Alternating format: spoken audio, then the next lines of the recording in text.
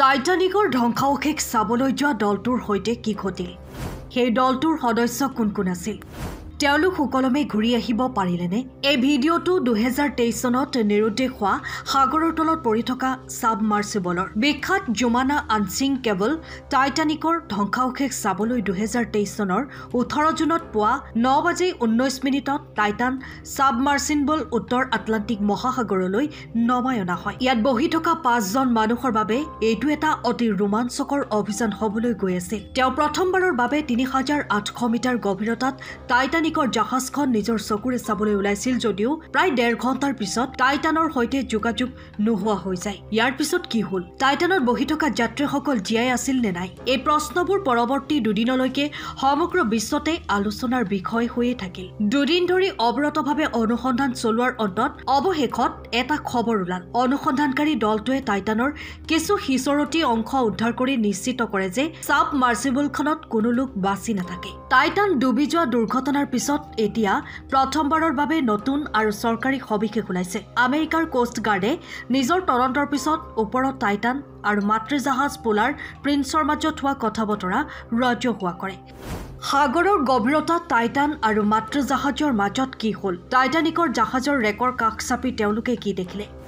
Signal হেৰাই যোৱাৰ আগতে মাতৃজাহাজখনে পোৱা শেষ বাৰ্তাটো কি আছিল 1.5 বছৰৰ পাছত প্ৰথমবাৰৰ বাবে আমেৰিকাৰ কোষ্ট গাৰ্ডে এই টাইটানৰ অৱশিষ্টৰ ভিডিঅ' প্ৰকাশ কৰিছে য'ত ইয়াক সাগৰৰ তলত 3775 মিটাৰ গভীৰতাত অকলে পৰি থকা দেখা গৈছে ইয়াক সাবমাৰ্চিবলৰ পিছফালৰ অংশ যেন লাগিছিল অৰ্থাৎ যিটো অংশ বিস্ফোৰণ হৈছিল সেয়া আচলতে সন্মুখভাগ আছিল য'ত 5 জন যাত্ৰী বহিছিল কোষ্ট গাৰ্ডে প্ৰকাশ কৰা দ্বিতীয়টো ভিডিঅ'টো দেখা গৈছে সাবমাৰ্চিবলখনৰ সন্মুখৰ অংশ যিটো সম্পূৰ্ণৰূপে ধ্বংসপ্ৰাপ্ত অৱস্থাত আছিল সাগৰৰ তলত কাৰ্বন ফাইবাৰৰ টুকুৰাবোৰ হিচৰতি হৈ থকা দেখা গৈছিল ইয়াৰ দ্বাৰা প্ৰমাণিত হ'ল যে সাগৰৰ চাপৰ বাবে ইয়াৰ সন্মুখৰ অংশটো বিস্ফোৰণ ঘটিছিল অৰ্থাৎ পানীৰ চাপ প্ৰথমে সন্মুখৰ অংশত প্ৰৱেশ কৰি হলটোত খুন্দা মাৰিলে আৰু একে চাপৰ লগে লগে পিছফালৰ অংশটো পৃথক হৈ গ'ল সাগৰৰ তলত থকা এই আৱিষ্কাৰটো আছিল ৰিম'ট কণ্ট্ৰল কৰা সাবমাৰ্চিবল যিখন টাইটানৰ সৈতে সংস্পৰ্শ হেৰাই যোৱাৰ 3 দিন পিছত 2023 চনৰ 22 জুনত পেলেজিক ৰিচাৰ্চ ছাৰ্ভিচেছে প্ৰেৰণ কৰিছিল আচৰিত কথাটো হ'ল টাইটানিকৰ ধ্বংসাৱশেষ চাবলৈ যোৱা টাইটানৰ ধ্বংসাৱশেষখন টাইটানিকৰ পৰা মাত্ৰ 1600 ফুট দূৰত উদ্ধাৰ কৰা হয় কিন্তু আপুনি জানি অধিক আচৰিত হ'ব যে 112 বছৰ আগতে টাইটানিকৰ প্ৰথম শ্ৰেণীৰ টিকটৰ দাম আছিল মাত্ৰ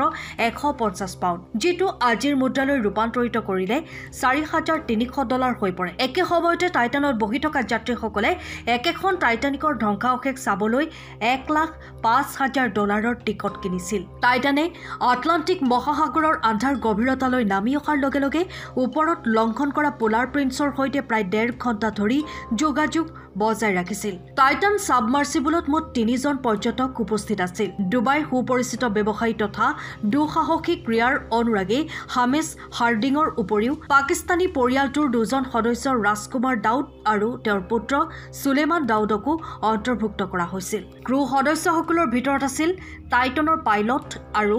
নিউট্ৰিচন গাইডৰ মালিক স্বয়ং ট্ৰাক্টৰ ৰাছ ইয়াৰ উপৰিও টাইটানিক জাহাজৰ ধ্বংসাৱশেষৰ বিশেষজ্ঞ 77 বছৰীয়া পল হেণ্ড্ৰেংৱেল্টকো অন্তৰ্ভুক্ত কৰা হৈছে যিয়ে MS টাইটানিকৰ ধ্বংসাৱশেষত কেইবাবাৰো ভ্ৰমণ কৰিছে এই দুৰ্ঘটনাৰ পিছত সকলোৱে জানিব বিচাৰিছিল যে সাগৰৰ তলত কি হৈছিল যাৰ বাবে টাইটানখন বিস্ফোৰণ ঘটিছিল আমেৰিকাৰ নৌসেনাৰ পানীৰ তলৰ ৰাডাৰে সাগৰত এটা অদ্ভুত শব্দ ধৰা পেলাইছিল যেতিয়া টাইটানৰ যোগাযোগ হেৰুৱাইছিল এই মাতটো যেন এক অস্বাভাৱিক শব্দ এই শব্দটো কি বিষয়ৰ ওপৰত আছিল সেই সম্পৰ্কে বহু জল্পনা কল্পনা কৰা হৈছিল তাৰ পিছতে এটা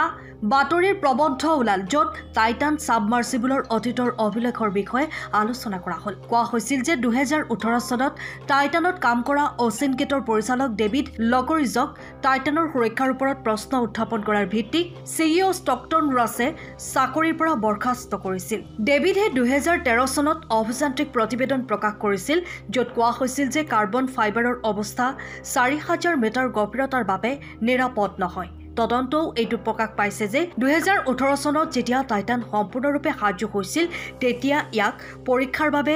বাহামলৈ প্ৰেৰণ কৰা হৈছিল। পৰীক্ষাৰ সময়ত ইয়াক বজ্ৰপাতে আঘাত কৰিছিল, যাৰ ফলত ইয়াৰ দ্ৰৱ দুৰ্বল হৈ পৰিছিল। ইয়াৰ পিছতো টাইটানে 4200 মিটাৰ গভীৰতালৈ গৈ পৰীক্ষাত উত্তীৰ্ণ হয়। ভিডিঅ'টো ভাল লাগিলে লাইক, কমেণ্ট, শ্বেয়াৰ কৰাৰ লগতে চেনেলটো ছাবস্ক্ৰাইব কৰিব। ধন্যবাদ।